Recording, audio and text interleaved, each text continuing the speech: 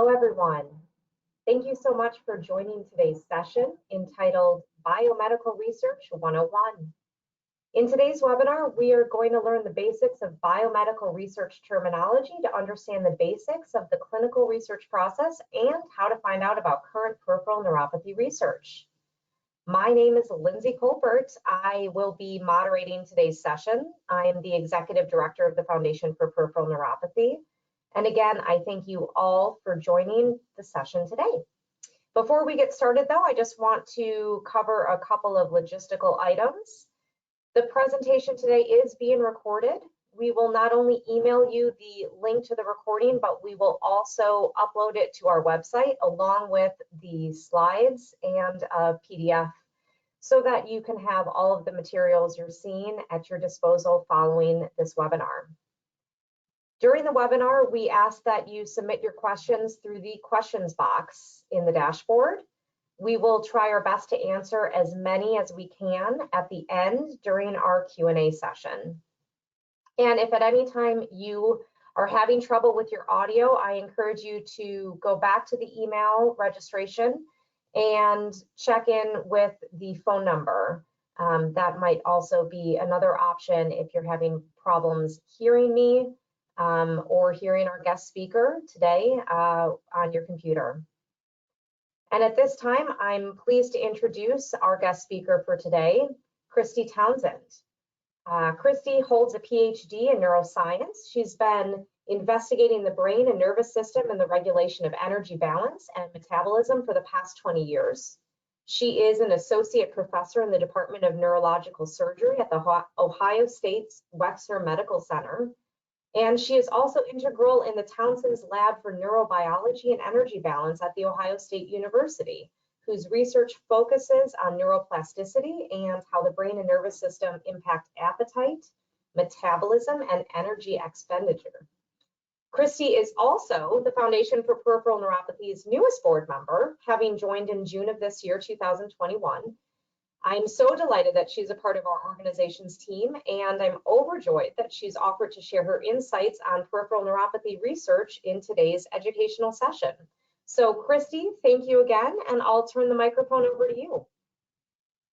Great, thank you, Lindsay. So I'll just wait until, let's see, I should be able to gain control of the slides here. There we go.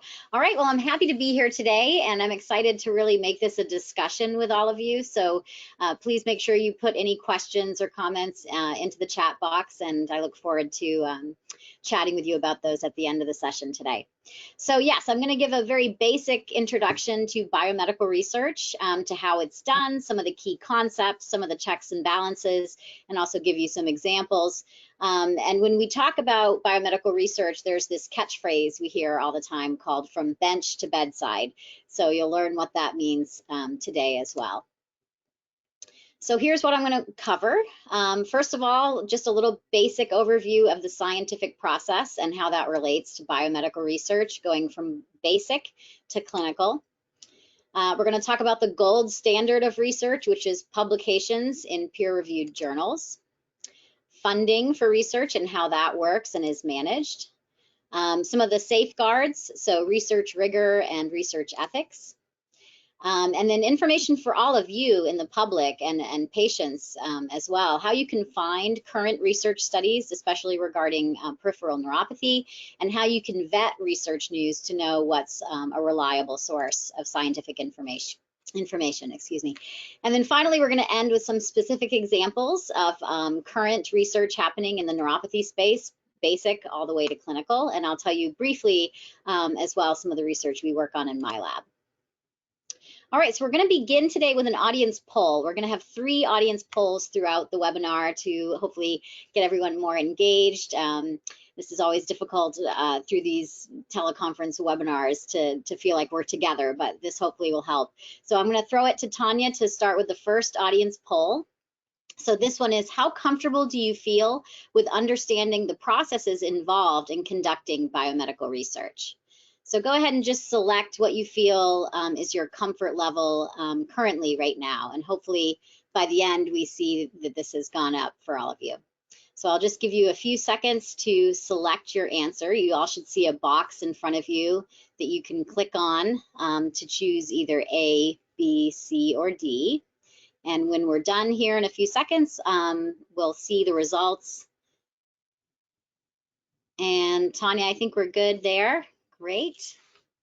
All right, interesting. So we have about 18% of you who feel very comfortable, 31% at both somewhat and a little bit, and 20% not at all comfortable. So quick math here, I guess we have 82% not feeling very comfortable. So that's great. Tanya, we can go back to the slides. That means hopefully today I can impart a little bit of knowledge and understanding to all of you. Okay, so let's begin with, let me click here, the scientific method. So of course, we've all heard of the scientific method, learned about it in school, but what's interesting is this has really been time tested as a successful approach to undergo scientific investigation. So this is a cycle, it's circular, and it repeats itself no matter what you're researching. Anything you do ends up opening up more questions. So you start with asking a new research question. That leads you to formulate a hypothesis, which is essentially a guess. It's an educated guess based on what's already been published in a research field and based on data you may have collected yourself in your own laboratory, and you're sort of synthesizing that together to make an educated guess or a hypothesis. Then you actually design, conduct, and analyze an experiment. And I think those three parts of it are actually each equally important. So the design of an experiment is really going to impact the type of data you get and how well you can interpret that data. Of course, conducting an experiment is hugely important. There's lots of detail and protocols and procedures and techniques that go into that.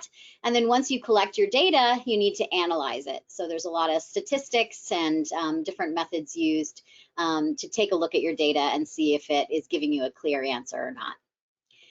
From there, you've got more information. So you observe, you think about it, you synthesize, again, pulling in from other research studies that you did or others did in the field. And then you're going to sort of adjust your conceptual model. How do you think the system's working?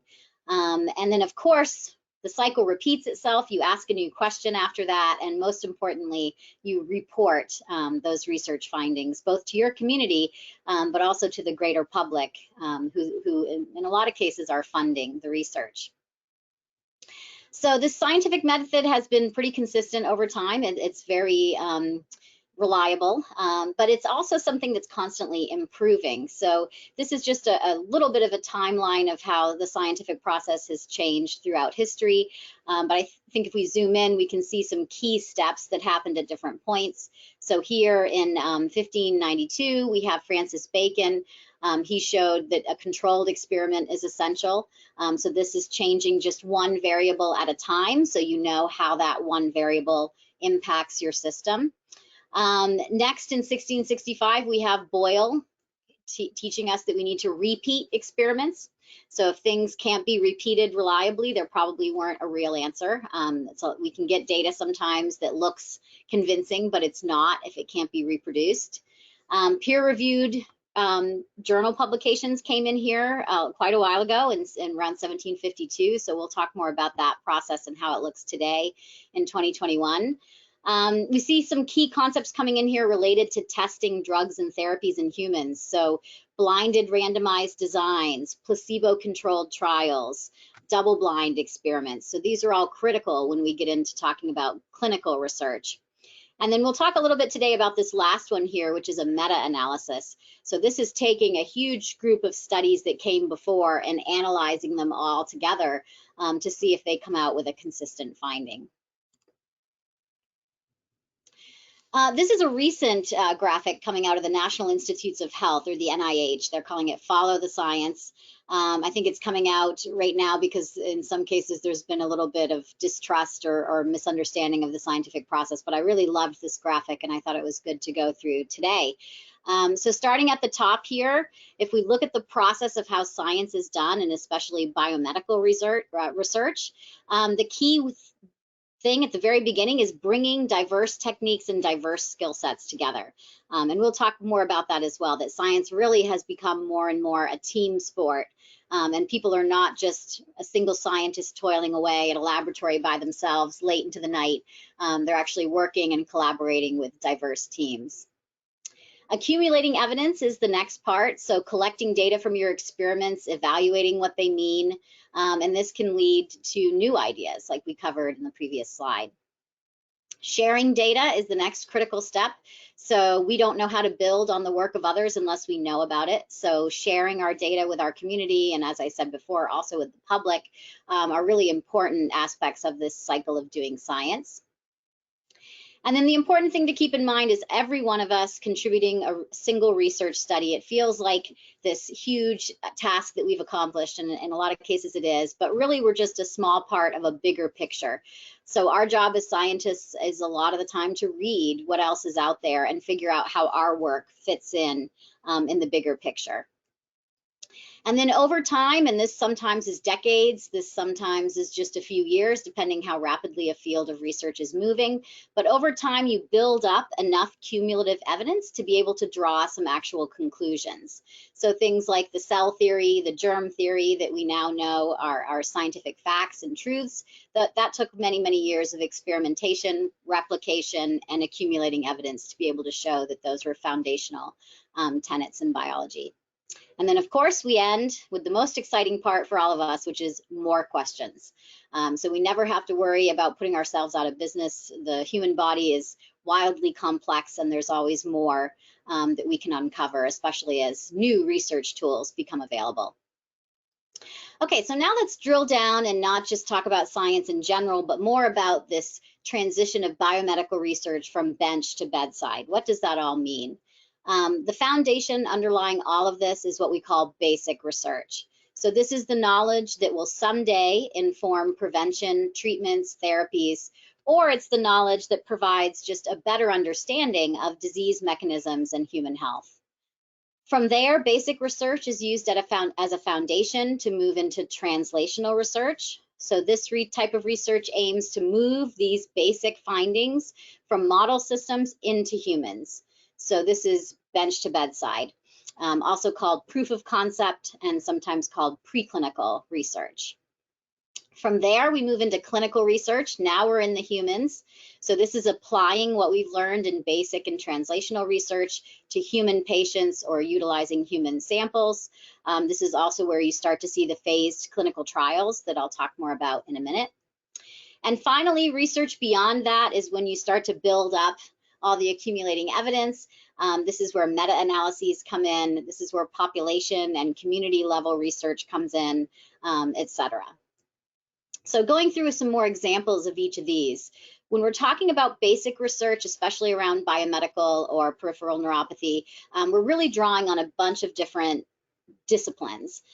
So biology, of course, which is the science of life that underlies all of this, and biology is nothing without physics and chemistry. So we all do have physics and chemistry in our laboratory day-to-day routines.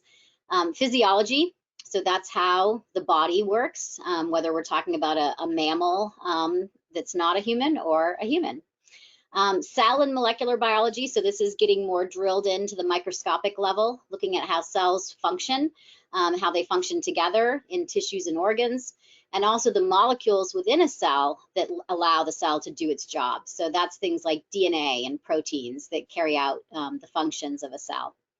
Biochemistry is the chemistry of life, and then, of course, pulling a lot of these together is biomedical research. And these are just a couple examples, but there's many, many more disciplines within the basic research column here. As we move into translational research, a lot of people are using model systems. So these are other living systems, either organisms or cells and tissues, that mimic and represent how a human body would function.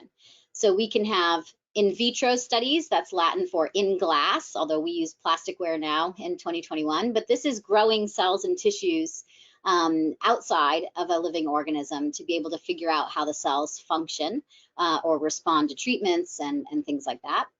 In vivo, this is Latin for in life. So these are the organismal model systems used, again, in a translational way. So they have a lot of genetic similarity and functional similarity to humans. So the findings from these animal models are relevant.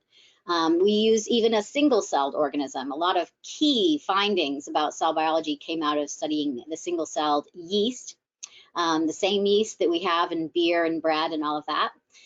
The fruit fly, next time you swap them away from your bananas that are going bad, just think about how these organisms, they're called Drosophila melangistar.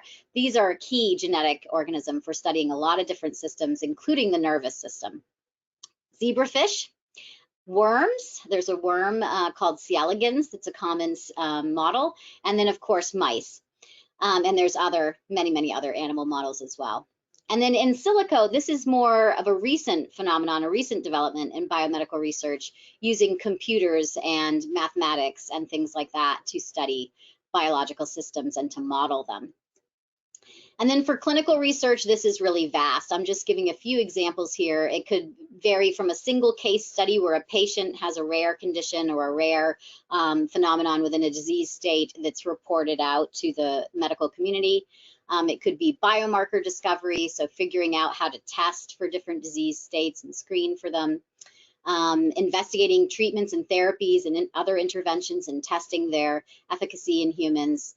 Developing diagnostic criteria, investigating more about disease processes in humans, on and on and on. It's really a huge diversity of research that falls under the category of clinical research. Okay, so more about translational, because this is really where the bread and butter lies. This is really what's taking basic foundational science into the clinic and applying it to human health. This is an image from NIH again, the National Institutes of Health.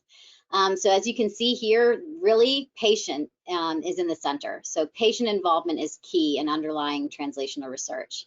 So starting over on the right, again, we have basic research feeding into preclinical, into clinical research, clinical implementation, and then out in a broader sense to public health. So the NIH really focuses on developing new approaches, demonstrating their usefulness, and disseminating findings. Just a little bit of statistics for you about NIH. You've probably heard of them. In 2020, their budget was $41.6 billion, which sounds like a lot. It is a lot of money.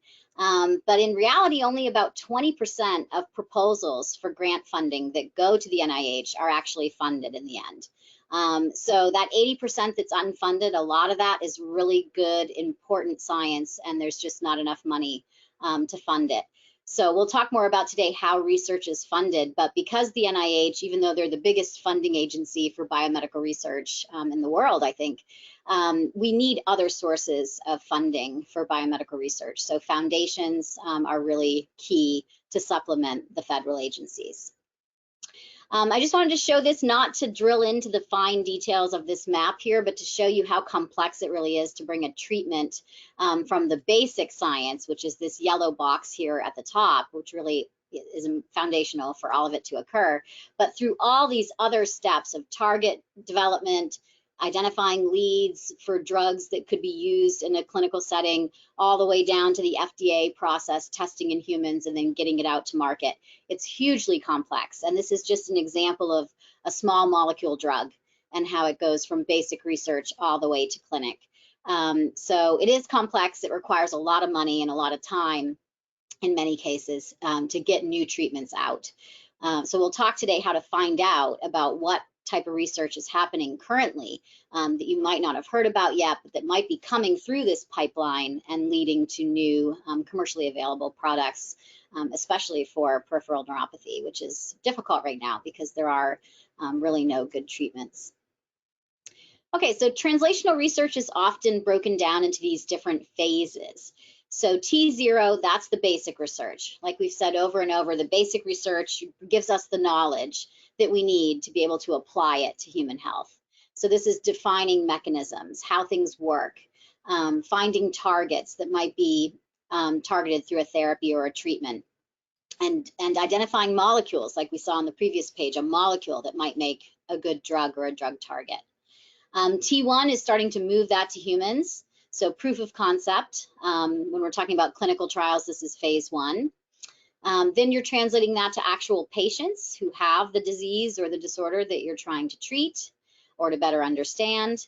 And then in T3 phase, that's actually moved into clinical practice. And in T4, it expands out and is translated more at a community scale and hopefully globally as well.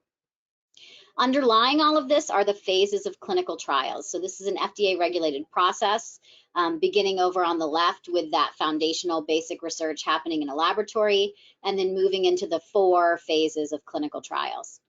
And as you can see in the graphic here, one of the key changes that happen as you move from phase 1 out to phase 4 is the number of people that are recruited. So in phase 1, very few people are involved in those studies. This is really about safety of the new treatment or medication. Moving into phase 2, you're adding how effective the treatment is into your study of safety. So you're increasing the number of people because now you know that it's a relatively low risk intervention. In phase 3, you're now looking at the dose or the way that you're delivering the therapy, whatever it may be. So you're increasing again the number of people. And then in phase 4, this is more looking longitudinally. So long-term, how effective is this? Are there any long-term side effects? Does the dose need to be changed in the long term, et cetera? So again, you have even more people participating in a phase 4 trial. And throughout this process, the FDA is involved. There's regulatory and compliance considerations. So for example, any work done on humans, it underlies this regulatory body called the Institutional Review Board, or the IRB. And we'll talk more about that when we go over ethics, but the IRB ensures that all of this research involving humans and patients is done in a rigorous and ethical way.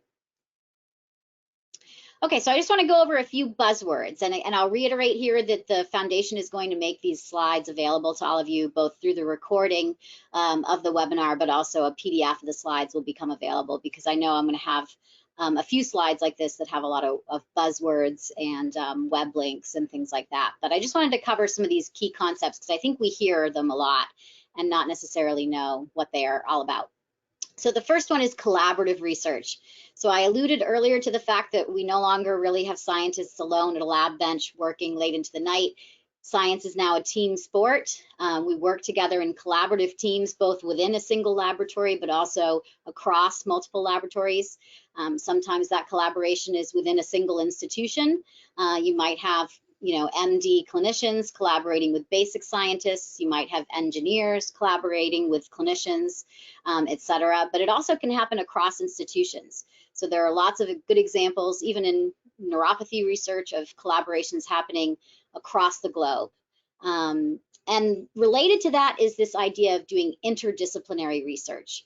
So science, because biomedical is bringing in all these different fields, it's really become complex. It's sort of impossible to be a jack of all trades. So instead, people tend to become very expert in their area of study and then collaborate with other people who bring in complementary expertise and also work across disciplinary boundaries. So as I said before, medicine and basic research working together, engineering and basic research working together.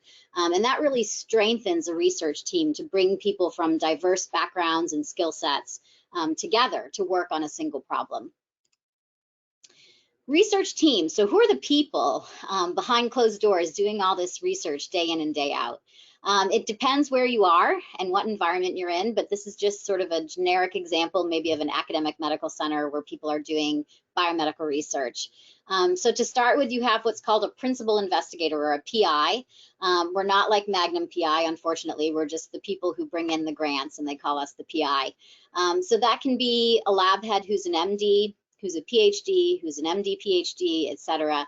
But these are really the people who drive the research program, make sure the ideas are fundable, bring them to the granting agencies, coordinate the work in the laboratory, make sure that things get published, communicate with the collaborative team, et cetera. And then within that team in a laboratory, you have lots of different types of lab members. So research staff, lab managers. If you're doing clinical trials, you could have a clinical trial office or a clinical trial manager working with you. If you're collecting human samples, you might have a biobank specialist who's keeping tissues in a biorepository, and on and on and on. It really just depends what research study you're looking at. And then we always have trainees with us, so especially in an academic setting at a university. So residents and fellows, so these would be medical trainees, postdoctoral fellows, so they've received their PhD, but they're continuing on in their apprenticeship to learn more and become independent. Graduate students working on a master's or a PhD. Undergraduate students are a critical, unsung hero of research, I have to say. They're really critical parts of a lot of research teams, and of course, getting their training. And then sometimes we have post-bac trainees, so people who have gotten their undergraduate degree, but they're getting some research experience before they move on to medical school or graduate school. The next concepts kind of have to do with how the research is done. So we have different types of studies. And as we're moving across the translational spectrum into human, sometimes we have more and more of what we call correlational or descriptive studies, because there's not a lot we can do or should do ethically to perturb a human system. So you don't want people to come in and you know, investigate parts of your brain. You want your brain to stay okay. So a lot of those studies are correlational or descriptive, but those are important because those observations that come out of those studies are really important to drive a new hypothesis that might then go back to an animal model to investigate the mechanism, and then back to human again to test an intervention. So those are still very important. And then we have more experimental studies that tend to be done in a lab using a model system, and these will perturb the system. So gain of function. So what happens if I make more of this protein, or this protein becomes more functional? What happens to human health? Or the other side of the coin, what if I lose function? What if I turn off how this protein acts or turn off this gene? How does that affect human health and physiology? So those are more of the experimental types of studies. But really we need all of these together because they accumulate and complement each other. The big myth, I think, about science is that we have successful results every single time. Nothing could be further from the truth. If you talk to any scientists, if anyone knows any, they'll tell you that day in and day out, we mostly are confronted with an experiment failing.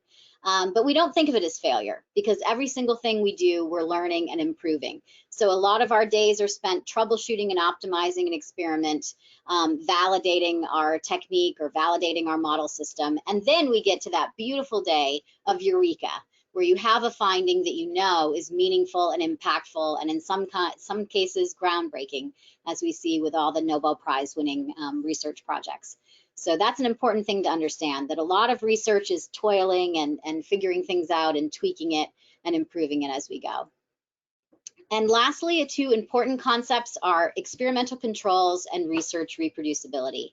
So a control is something that's not getting your treatment. So if I'm testing a new drug, I'm going to give it to some patients, and then the other people are going to get placebo.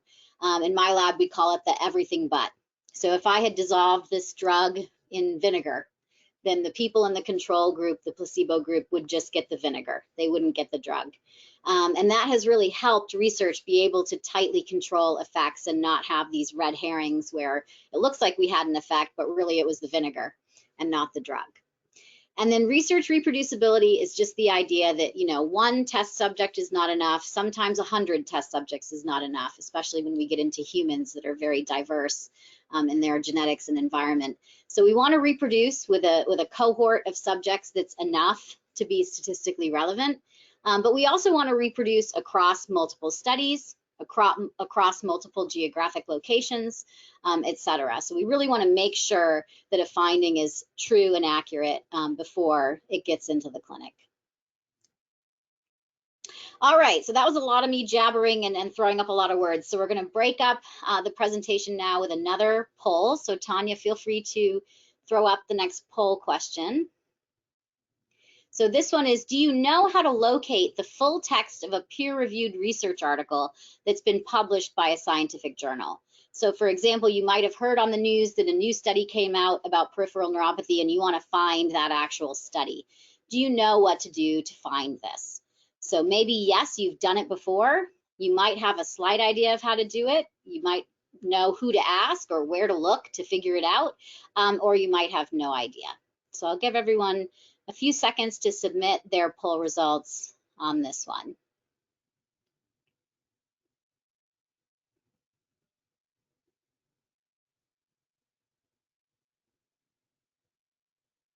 Okay, all right, Tanya, why don't we close this one and see what our results are. All right, great. So 23% of you have done this before. That's fantastic. 18% are familiar. 20% would know where to go to find the answer. And 40% of you, I hope I'm about to give you some information that'll help you move up in the poll here. So let's head back to the slides. Okay, I just have to regain control here of the clicking. I think I did it.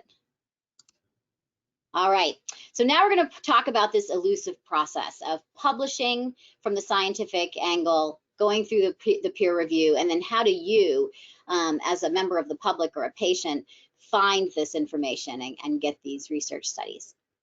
So first of all, there are many types of research articles. They're not all the same.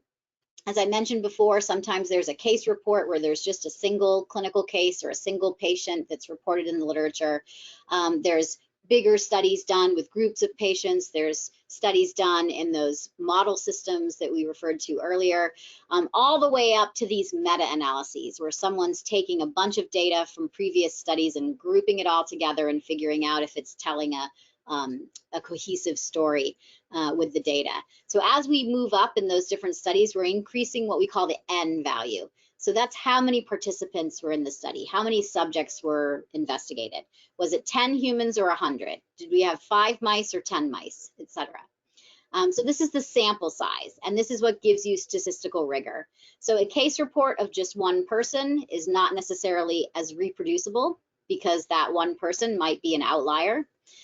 Whereas a meta-analysis, because they're bringing in multiple studies and lots of groups of data, those have a lot more statistical rigor, a lot of more likelihood that they'll be proven true over time. The next thing to keep in mind is the journal. So there are lots of scientific journals out there, and I'll show you some top examples in a minute. But not all journals have a good reputation for being rigorous about the peer review process or rigorous in what they choose to publish. So looking at papers that have a lot of citations, meaning other scientists trust it, and then put that in the bibliography of their paper, that's an important thing to keep in mind. But also the reputation of a journal, which sometimes is given by its impact factor. So this is a calculation of how often people cite the papers that are in that journal. The other thing to keep in mind is sometimes a study can't be reproduced, or there's variability from study to study. We hear a lot in the news about research findings that contradict each other or seem to have conflicting endpoints and conclusions. That's very common. And sometimes that's happening because we're just looking at different populations or different environments or different groups with different genetics, and that can create the variability, and that's normal in biology. Sometimes it's because of other things, that a study wasn't controlled well enough, or the techniques weren't the proper techniques to do that research, or there was an error. Science tends to be pretty self-correcting, so errors eventually get pointed out, and sometimes papers are retracted or corrected in the literature. But these are all things to keep in mind, because just because you found a research study and downloaded it and read it doesn't mean that that finding is necessarily 100% reliable. So maybe you've heard of some of these scientific journals. These are really the top ones in the world. So Nature, which is published in England, Science, published in the United States, Cell, which is now a whole family of journals and a very prestigious family of journals for biomedical research, and then things like the New England Journal of Medicine or the Lancet, which are really the top journals where people publish a lot of clinical research. So usually papers getting into these top journals, so these have the high impact factor. Usually those are reliable scientific studies. So how do they get in there? What's the peer review process like? I found this graphic and I really liked it. I think it nicely shows in cartoon form how the peer review process happens. So start out with the research study. Scientists study it and they write it up. So we have a traditional format of an introduction, a materials and methods section that explains how we did it, a results section where we write about our findings and show the data in figures, and then a discussion at the end where we talk about the implications of the findings. So we write up that paper as a team. There's usually lots of authors on that paper list, and then it gets sent to whatever journal we think would be a good home. And sometimes this process is long, where we send it to a journal, they're limited on what they can publish, or the peer reviewers are critical and we have to send it to another journal. So that's very common. So the journal editor is who chooses whether or not something goes out for peer review. Some things are desk rejected at that point, and also who the peer reviewers will be and how many of them. So traditionally, there are 3 peer reviewers. They tend to be people who are expert in the field, who are actively doing research and publishing in the field. So they should have the best ability to critique and comment and suggest improvements on the paper that they're reviewing. So the reviewers read the paper, they give their feedback to the editor decides, are we going to let these authors fix up their study and resubmit it? Or are we just going to reject it at this point? And sometimes this cycle goes round and round a couple times where you revise your article, send it back in, reviewers look at it again, they say, okay, good improvement, I like where you're going here, but I've got a couple more suggestions, and then it will come back to you to fix it up again. And then eventually, if your article is accepted, you'll see it in press in one of these journals. And what's nice more and more these days is that a lot of these journals are publishing their papers online, not just in these printed, actual magazine style journals where you have to go to a library to find them. So it's easier to find things online. And while a lot of them are behind paywalls, so these journals are for-profit entities still, so you do need a subscription in a lot of cases, but more and more researchers pay a higher fee. So we all do pay to publish, to get our papers out in print, but we can pay sometimes a higher fee to make the journal open access, to make the article open access. So when you're using Google to find articles, what you're really searching for, or what the top hits will be, are these open access articles that you don't have to pay or have a subscription to get access to. So that's something to keep in mind, and we'll talk more about that. Okay, intricately connected to publishing is funding. So the cycle really is, you have to publish to be able to be competitive for funding.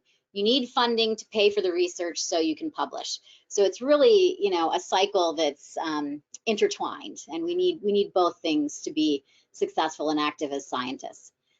So funding tends to come from several different sources. The first and probably the biggest is the federal agencies. So the National Science Foundation, the National Institutes of Health, the Department of Defense also funds a lot of biomedical research, especially as it relates to the military issues.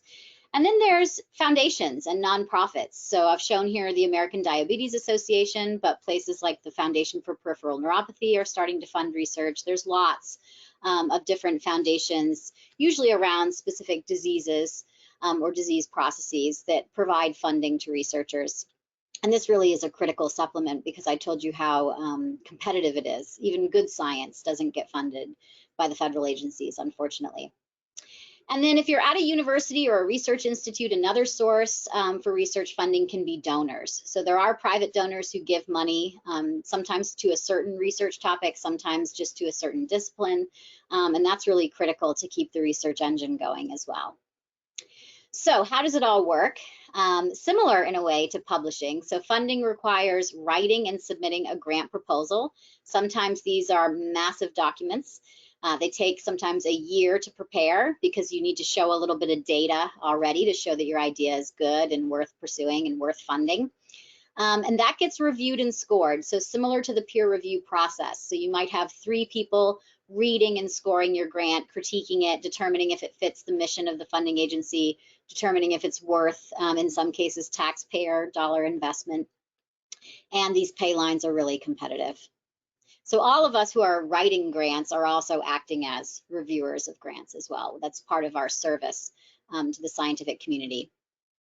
What's nice is all of these funders hold standards for data management, research rigor, research ethics, how you manage personnel in your lab, especially the trainees. A lot of them require trainee plans.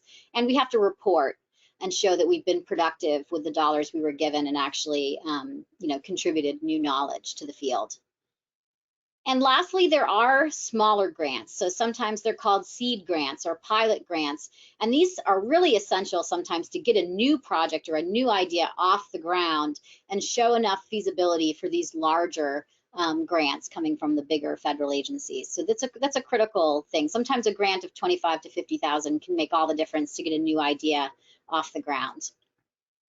Grants can sometimes fund 1 year of research or more, depending on the scope. So a typical NIH grant, the big prestigious one is called an R01. That's a 5-year grant, somewhere between 2 or 3 million in a lot of cases. But that has to pay for a lot of people to do the work, as well as research supplies and equipment and all of that. Okay, I had to talk today a little bit about some of the safeguards, because I think that's an important thing about the scientific process, that a lot of safeguards are in place. There's a lot of self-correction and peer monitoring, as you've heard today. So I wanted to talk about research rigor and research ethics. So really, the two tenets underlying these safeguards are research integrity, so the way that we're all trained to carry out the research in a way that's reliable, transparent, and ethical, and also research rigor. So that's designing the studies in the right way, using the correct number of sample subjects so our data can be meaningful. Everything that goes into conducting an experiment in a way that leads to a result that can be publishable and reliable. Responsible conduct of research is a standard training that's done when people join a laboratory. A lot of universities have offices dedicated to this concept. A lot of professional societies also have codes of conduct that touch on responsible conduct of research. So it is a very common aspect of training for everyone working in a laboratory or working on research. This is just one example of one of the guides. So this is created by the National Academy of Sciences on responsible conduct of research.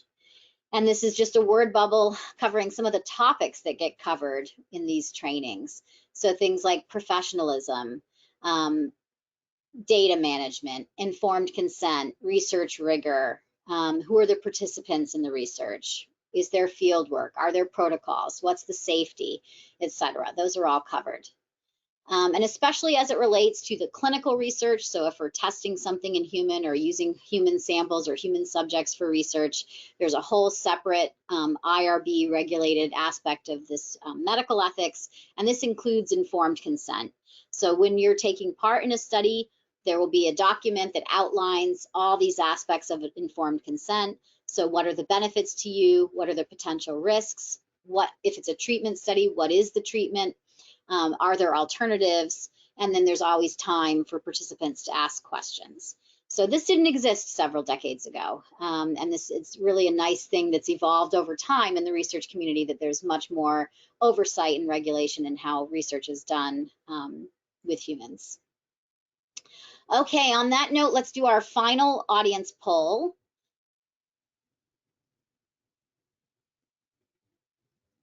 Okay, so how comfortable do you feel vetting scientific information and determining if it's reputable or not?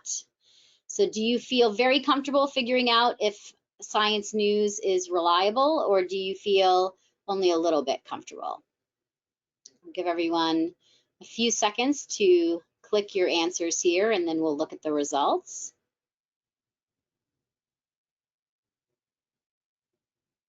Okay, Tanya, I think we should be okay now. Probably everybody's familiar with the polling at this point. Okay, so 17% feel very comfortable, 42 and 29 respectively are somewhat or a little bit comfortable, and 12 not at all. Great, so let's talk a little bit more about this. We can go back to the slides.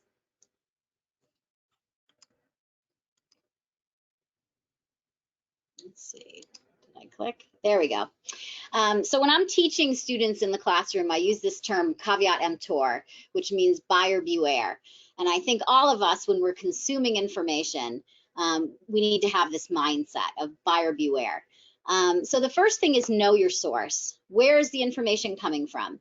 And in these 4 boxes right here, I think we have the key reliable sources of scientific and medical information. So the first is scientific organizations.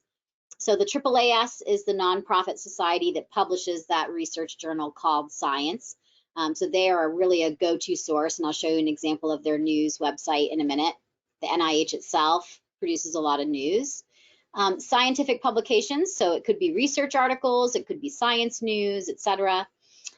Professional bodies, so major research hospitals, scientific societies, research universities, and of course, going right to the source, to the trained and practicing experts themselves. If you ever want to look for your own research study, or if you read about one in the news and you want to find the actual full text of it, The go-to site for biomedical articles is called Pubmed. I'll put the URL up here. And this is just a screenshot of what happens when you search for something like peripheral neuropathy. So I typed this in and clicked search. It gave me, let's see, over 17,000 results here. So this is going back as far as these articles have been maintained in the database, so a long time. And then it's going to show you some of the most recent additions up top here. And what I really like is looking at this bar graph on the left. So starting from 1934 to 2022, the number of articles published per year on this topic. And I hope this is reassuring to all of us that we're seeing way more publications coming out with each passing year on this topic. But anyway, this is where you would click on the title and you could gain access to the full text of the article. If you can't get access, your local research library could probably help you. A lot of them share through interlibrary loan subscriptions to these different journals. But some of them, like I said, are open access, meaning anybody can get them and get the full text. And the easiest way to figure out which ones are open access is by using Google Scholar. So I've just gone into Google Scholar here and typed in peripheral neuropathy. I get about 1 million results because it's not just the articles in PubMed, so I get more than PubMed. But here it's a different algorithm. So it's not just showing me the most recent publications, it's showing me the most popular, the ones that get clicked on the most, and those tend to be, as I said before, the ones that are free, that are not behind a paywall or a subscription. So check out both these resources if you haven't already. Type in some keywords that are of interest to you and see what you can get access to. Okay, so this slide's going to be a little bit wordy as well, but you'll all have access, so I'll go through it a little bit quickly. But I do want to cover how to find and also vet the research. So I already said look at the source, but also look at the intent behind sharing the information. So a lot of .com websites that look like they're sharing scientific information are often selling a product that makes them a little bit biased in some cases. They might not be sharing the most accurate or complete scientific information. So think about, is the goal of this source to disseminate reputable and current evidence-based information? Even when you're on PubMed, which is the go-to source for these articles, not all the journals there are peer-reviewed or reputable. So there are some journals that we call predatory journals that are for-profit. They prey on researchers who really just need to get their research out, and they don't have a very rigorous process for peer review. And so those are journals to stay away from. But even in the really nice peer-reviewed and reputable journal, not all studies are great, unfortunately. So not all are well-designed or well-executed, and not all peer reviewers are created equal as well. Everybody's busy, and we don't always, get things through a very tight net. So that's just something to keep in mind. The system is very good in general, but you still have to have that caveat emptor mentality. And then, of course, over time, not all studies are going to be reproduced and hold up with further study. And some other caveats to keep in mind as you're looking at the primary research literature is low sample size. Sometimes this can show a significant result that doesn't hold up later when you get a bigger sample size. Sometimes model systems don't always apply to human health. They're largely relevant. Of course, that's why we use them, but not everything is going to perfectly translate. Some more reliable sources, so Twitter, actually. Any of you who are on Twitter, a lot of scientists and doctors are on Twitter, and they're tweeting their work. So it's actually a great place to engage directly with people. Science communicators and journalists are also on social media and will directly share information, so you can follow a lot of them. When you find a good one who's covering your topic really well, it might be worth looking them up and following their future articles. And then universities have their own press. They have their own research publications, their own research dissemination offices. Hospitals, oftentimes, especially the big ones like Mayo and Cleveland Clinic, have newsletters that share research information. And if you really are in it and want to know what the current cutting edge research is happening in your field, then following the scientific and medical conferences is really the way to go. So scientists will always present their work to their peers at these meetings before they publish in a journal. So sometimes there's news coverage or posted talks that are free for anyone in the public to see. Or if you're really interested, you can register for the conference as an attendee and see the current cutting edge research that's being presented.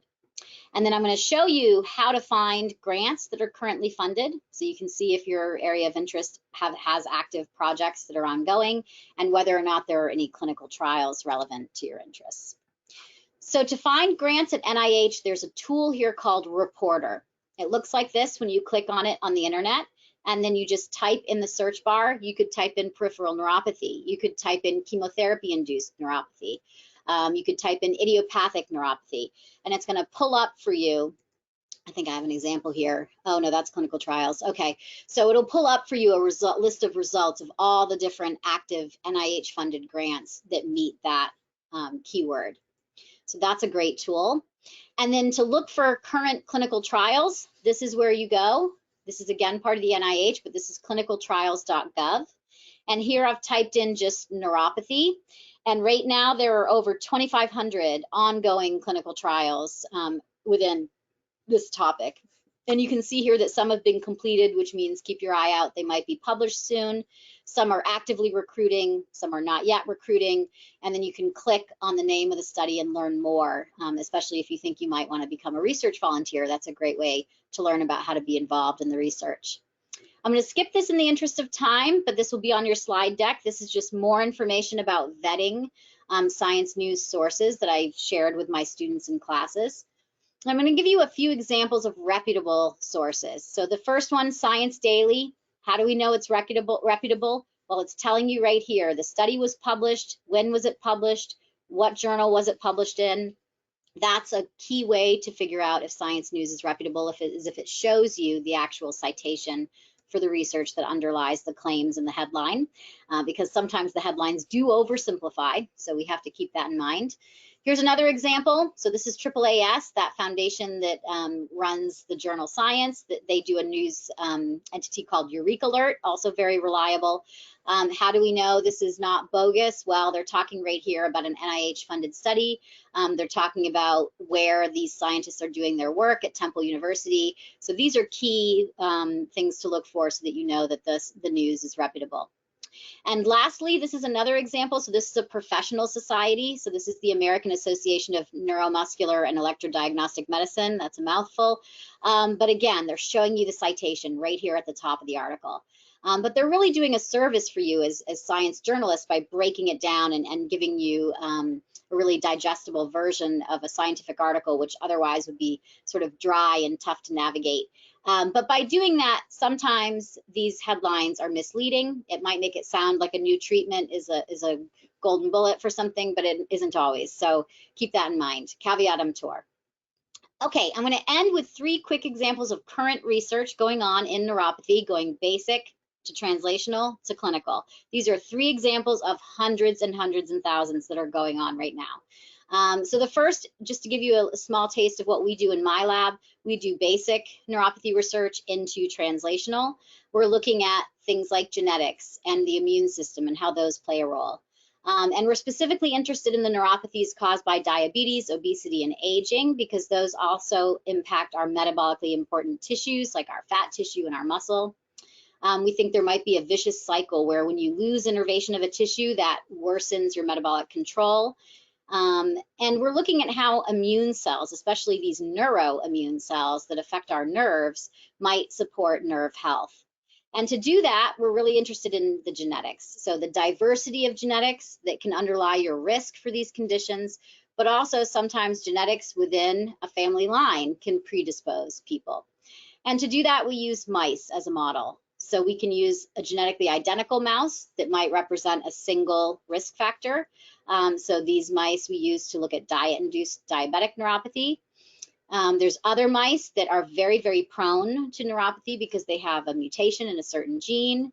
And then there's other mice that more represent humans because they're more genetically diverse. And we use this type of mouse called a HET3 to represent aging-related neuropathy. So this is just one example of how basic research can be done in the neuropathy area. The next one is looking at translational research. So this is Sandra Rigor. She was at the MDI Biological Laboratory, now at University of Miami. She's looking at chemotherapy-induced neuropathy and new therapies. She's identified MMP13, which is an enzyme that breaks down collagen that can be bad in our tissues, and looking at that as a drug target. And this is really exciting to me because Sandra's gone the full spectrum. So her research started in the zebrafish model, went into a mouse model, and then into humans. This is an example of one of her recent publications looking at this new drug target. And this is also an example of what can happen, that there's eventually commercialization. So academic scientists can form a company or license their technology so that it's getting out there to patients. And this is one example with Sandra's research. And I'm going to end with Eva Feldman. So this is a fantastic researcher to follow if anyone's interested in diabetic neuropathy. She's at the University of Michigan. She does the full spectrum of basic to clinical research, and she's also in the scientific advisory board for the foundation. So this is a recent paper where she's identified that lipids, not just sugars. So a lot of people thought that it was the glucose, the sugar, that was causing diabetic neuropathy, but she's found that it's actually the lipids, and they're impacting the mitochondria inside the nerves. So the mitochondria are the energy powerhouse inside of the cell. I was hoping we'd have time to show a quick video of Eva, but I think probably Tanya and Lindsay, we might want to skip it and just send the URL to everybody for the interest of time, because I really want to be able to field some questions here. So, so thank you, everyone, and I look forward to hearing any questions that anybody has, and we'll switch it over. Great. Well, thank you so much for your time, Christy. And yes, no, we can definitely share the video with everyone following this session. We have had plenty of questions that came in, so I'll try to address a few. We might go a few minutes past the hour. I hope that's okay. For those that are able to still stay with us, please do so. So what is your thoughts about someone who wants to join a clinical trial, but in doing so, they might have to go off of a drug, for example, that allows them to, you know, live life, and without the drug, they might have enormous amounts of pain, for example. How would you help someone balance what their duty is, and if that's something that they should try to proceed with or not? Yeah, that's a great question. So sometimes there are limitations in who a study can enroll based on their pre-existing conditions or medications they might be on. So that could be something that puts you out of the running to participate. But I would not take that lightly. So I think informed consent would definitely educate you on the benefits and the risks of participating, but I would not go off of medications or take part in any clinical trial without consulting your regular doctor and making sure that they're involved in the process. Great. And do you know, out of curiosity, what is the state of research on stem cell therapy when relating to peripheral neuropathy? Great question. So we do some stem cell research in my lab, actually, but more in the brain. So the tough thing with peripheral nerves is that the cell bodies, so the part with the nucleus and the DNA and everything that's controlling the function of the cell, those are up in our ganglia in our spine. So a lot of people think that these cell bodies are out in our tissues and out in our skin and everything, and they're just not.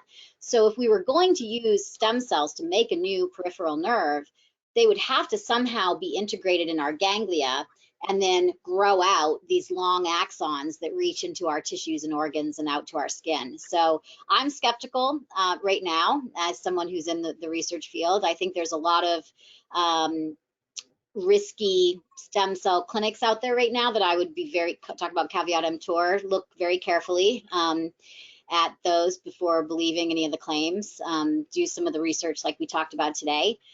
So I think that stem cell therapy is going to be incredibly powerful for a lot of diseases. I think we're in early days in a lot of cases, and I think there are some sales claims out there right now that are potentially dangerous. So, so be careful.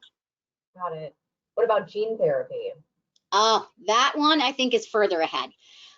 So actually, my next door neighbor here at Ohio State is one of the pioneers of gene therapy for things like Parkinson's. I think this is hugely exciting. We're going to try and move in that direction with some of the therapies we're looking at in my lab. I don't think we're there yet, of course, for peripheral neuropathy. I think we will be. Definitely a space to watch if you're following the research literature. That's great. And what do you advise readers and even myself do when we're looking at bona fide publications and they're contradicting each other? Yeah, so you sort of almost could make a list of why are they contradicting each other, and it sometimes can be a fun thought exercise in a lab. So look at their model system. What were they using? Was it human tissues? Was it cells in a dish? Was it a mouse or a rat or a monkey? Like, just look at what the source of the data was, and look at what their approach was. So were they doing a drug treatment study, or were they doing something more to look at how things work, the mechanism of the cell or the molecules inside the cell? Those things make a huge difference in the result.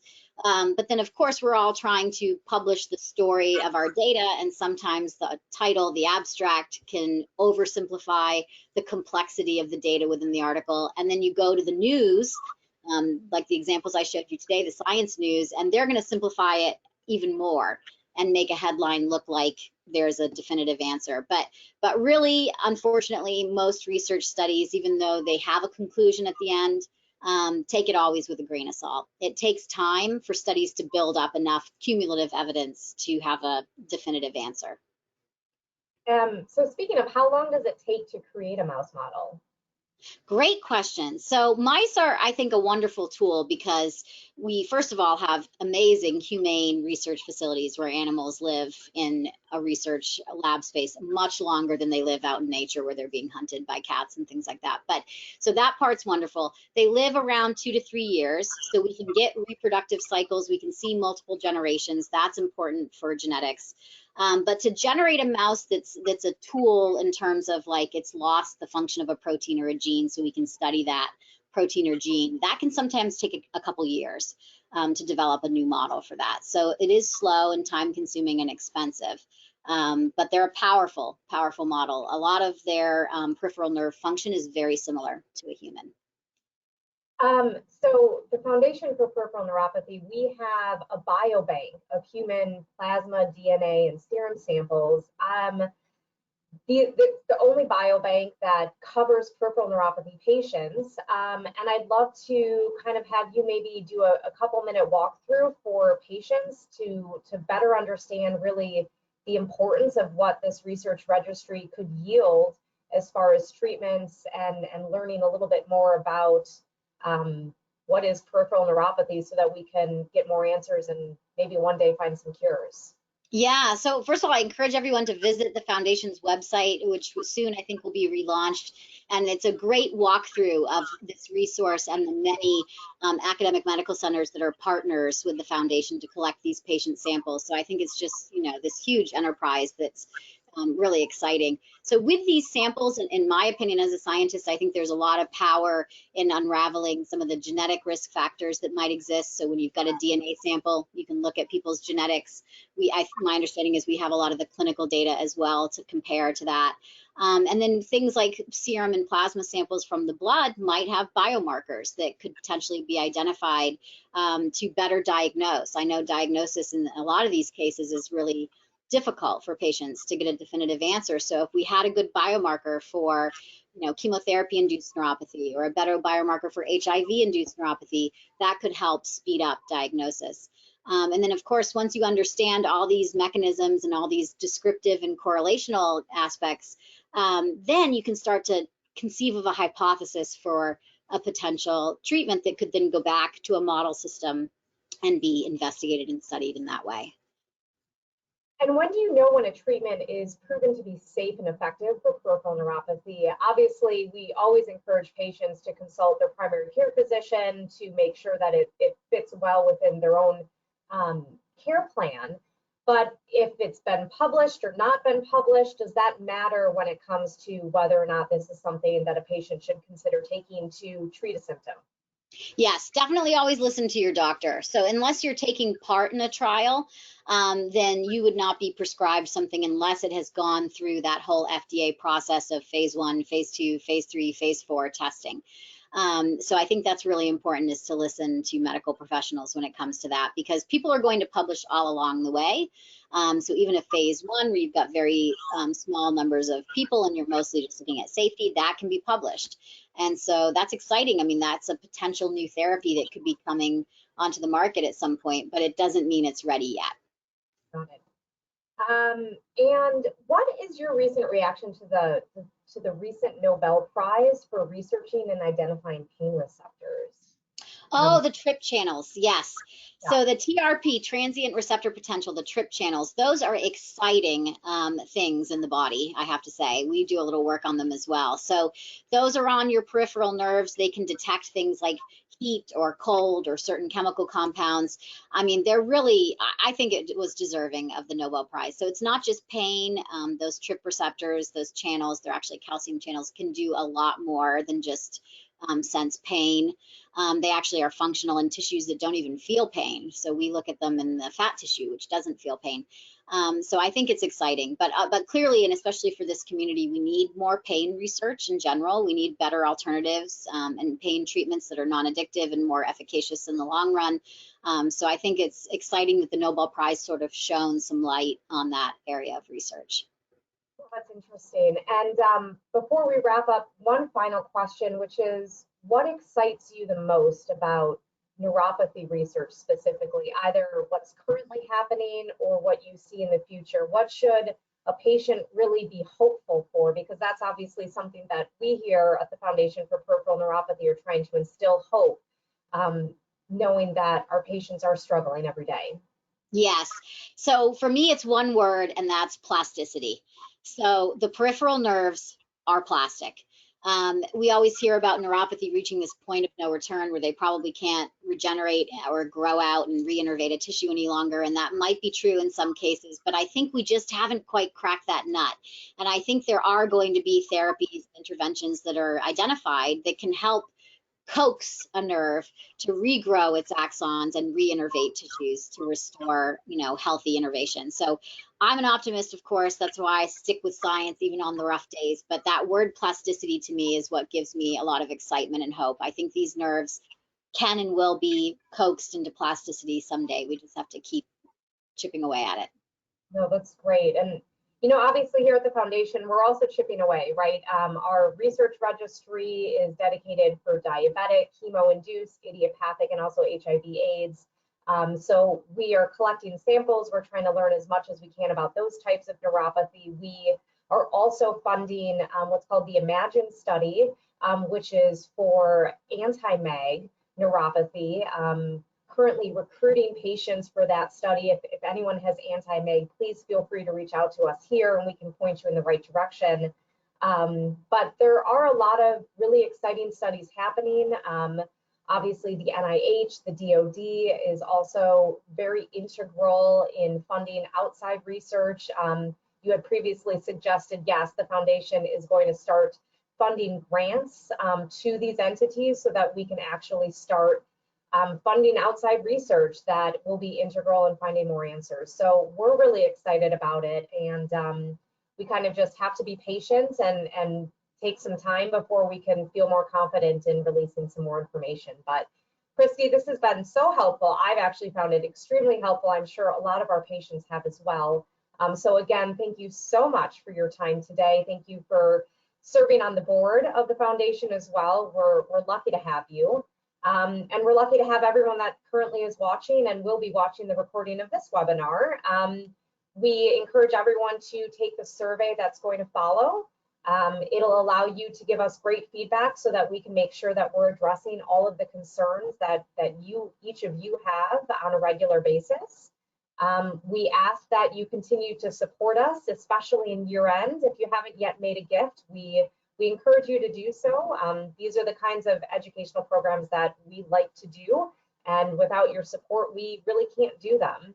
And we're here. We're always here, so feel free to email us, feel free to call us. And again, thank you all for joining today's session, and have a good and safe rest of your day. Thanks everyone. Bye-bye.